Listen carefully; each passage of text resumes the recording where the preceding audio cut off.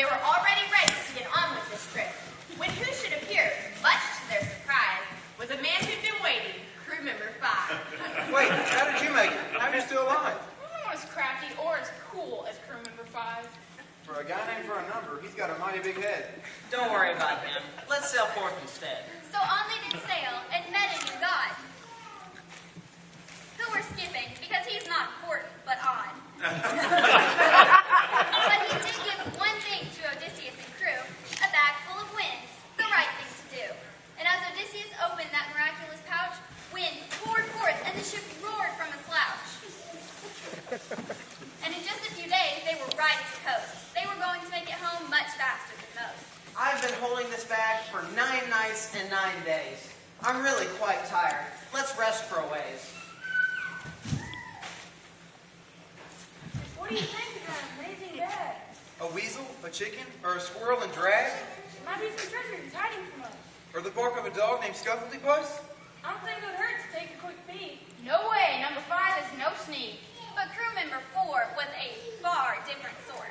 He was the sort whom assisted principals often report. He looked up at that bag as Odysseus slept, and with a sniggling, snortling, up to it he crept. Maybe there's some gigantic mushroom inside. Or a pig-pepper bird with wings on 3 sides. But it was no mushroom, no bird, or filly-haired crew, as up from the bag leapt wind 1 and wind 2. Put them back! Put them back! Put them back in the bag! Oh shoot, I can't catch them. We're going to The snag. winds blew, and they carried that ship far outer to sea than their previous trip. And with a crash and a smash on land they did land, but where they did land, no man could have planned. My bad. Well, no use sitting here on this beach. Let's go see if there's some food within reach. You guys are bad luck. I'm not going this time.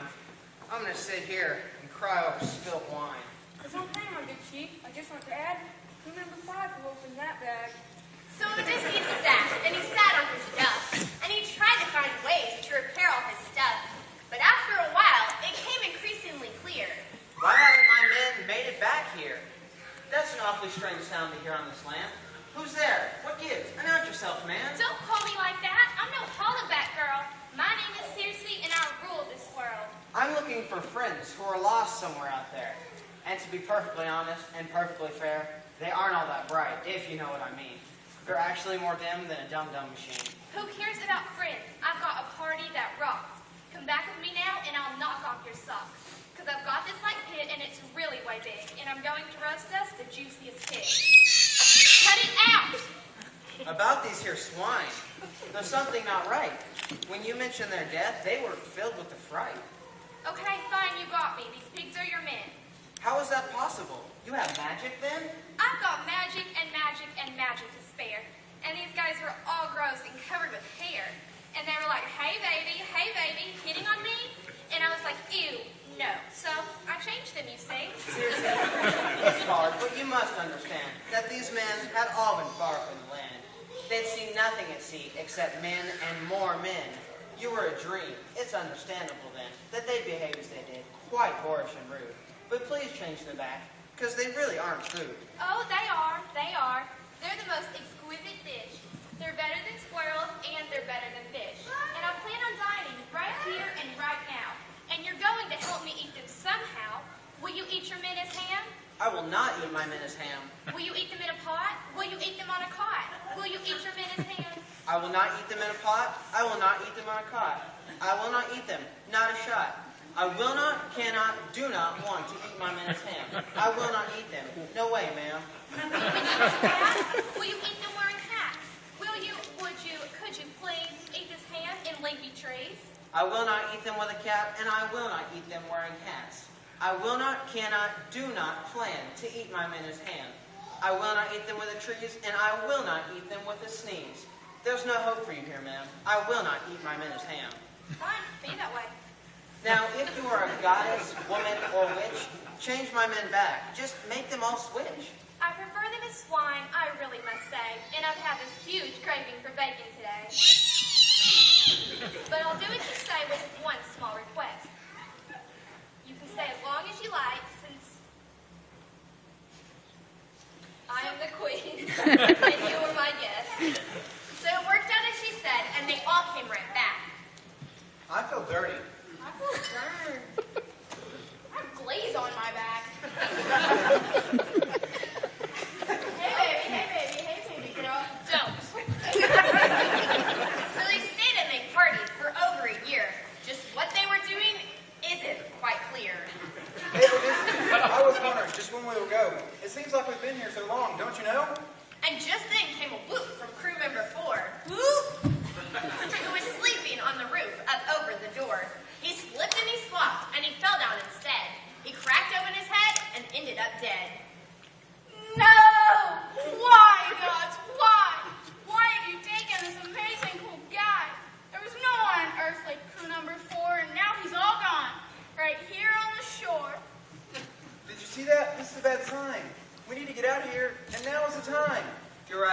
course, you think out of the box.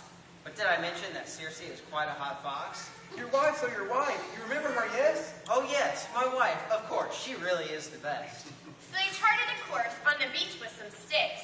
And who was there to help them? Crew member 6. Before you all leave, there's something you know. You're going to go places. Oh, the places you will go. You're going to sail through the most treacherous spot. And if you do it just right, you'll get home in a shot. But if you don't do it right, you really will fry. You're going to die. Yes, you're all going to die. But no sooner had they crested the very next wave, without washing or rinsing or even a shave, they entered the most dangerous part of the sea, the part that could easily kill you or even me. First up, my friends, are a pack of gorgeous, sweet girls Yeah. who are trying to kill us with their watery whirls. Dang it. Sirens, they're called. They'll kill you, Ajax. So stick your ears with a ball of hot wax. That way, you won't hear their mellifluous song. I'll keep my ears open. I'm stupendously strong. So they did as he said without saying a word. And then what a song that man heard. We are the sirens. We're the best of the best. We're incredibly gorgeous and scantily dressed. It's so lonely here in the sea, so deep and so blue. And we've been waiting for a guy just like you. I've been waiting so long, I've been waiting here too. To be that cool guy. That guy just for you. But, Odysseus, they're not who they say. They're evil, remember? They'll kill you today. We're the most beautiful girls that you ever did see. And what's more, we're endowed with personality. We like to have fun. We enjoy watching sports. Football's our favorite, although we'll take any sort. And we'll bake cookies and muffins from here and from there, so you can eat them while seated in a reclining chair. They sound great. They sound awesome. I love you, I do. You're strong, our good man. That's too good to be true. We're better than Tuesdays. We're better than Mondays. We're better than super fantastic ice creamy Sundays. We've got what you want. We've got what you need. So right over on you will feed. Wait, ignore that last part. Oh, good with a start. Odysseus is coming to be your sweetheart. Oh. Oh, no good. I still love them. They really are the best. Okay, enough. All right, I'm doing the rest. So they sailed past the sirens and now faced their doom, because out in the distance they heard a horrendous boom. All right, hold on. This next part's going to be incredibly tough. What? What did you say? Something about buttery stuff? Enough with your questions. Control your dark fears. It would help if you took the wax out of your ears. On the left is a monster that fills me with dread. Her true name is Skillet, and she has 6 ugly heads, with 6 ugly stomachs and 6 ugly spleens. She's a gigantic, murderous killing machine. 6 heads she may have, but I'll kick her 6 butts. I'll slash open those stomachs with my super cool cuts. On the right is a danger far scarier than that. We'll skin that thing too, like skinning a cat. It's Charybdis, who lives under the water. Instead, the body of a vulture with a hippopotamus head, with huge snakes for fingers and chipmunks for feet. It's so dangerous, we may be forced to retreat. For deep in the water, in its guzzling guts, it sucks in the ocean in a whirlpooly fuzz, then shoots it all out in a fuming cascade that could easily send this poor ship to its watery grave. So they sailed their small ship into the dangerous place. They put up a brave front, they put on a brave face. They were men to the core, men with pride held high. We're all gonna die. Except for that guy. Well, deep in her cave, Skillet sat on an egg that had been left by a bird who had begged, and had wandered away and left her in charge. And now Skillet was stuck egg-sitting today. And boy was she peeved. She was riled and annoyed. All 6 stomachs were growling and not nearly employed. All right, let's sail through. Not too low or too high. We're not gonna make it. We're all gonna die. Stop being a pansy. I've got plenty of tricks. And just then came Skillet, who ate crew member 6. That was unfortunate. I really must state. And then, just for fun, she ate 5, 7, and 8.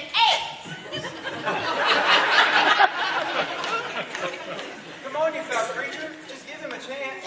They didn't have any lines or a dance, one quick dance. It looks bad, Captain. We're running low on men. But here come crew member 9 and crew member 10. What are you waiting for? An invitation for 2? Let's hoist the mainsail and sail away from that goo.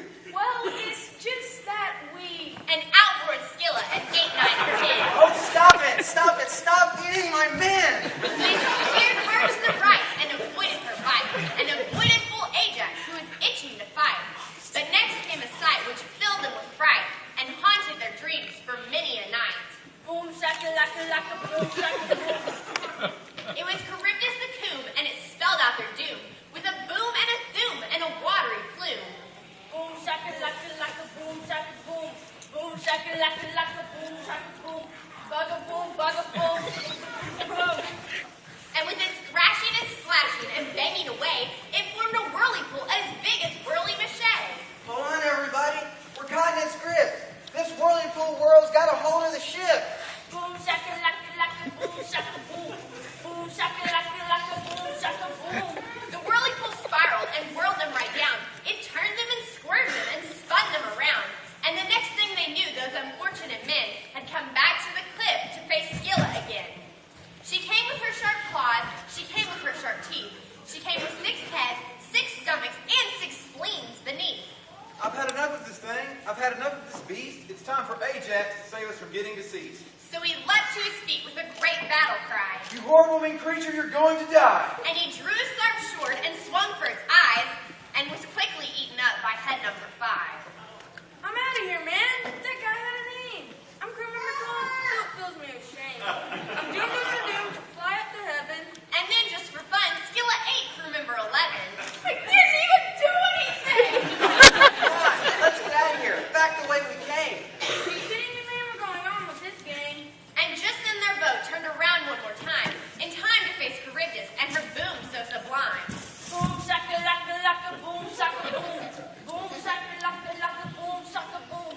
Boom, shaka-laka-laka, boom, shaka-boom. Wait just a minute.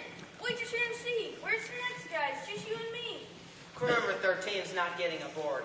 He's unlucky, I tell ya. He fell on his sword.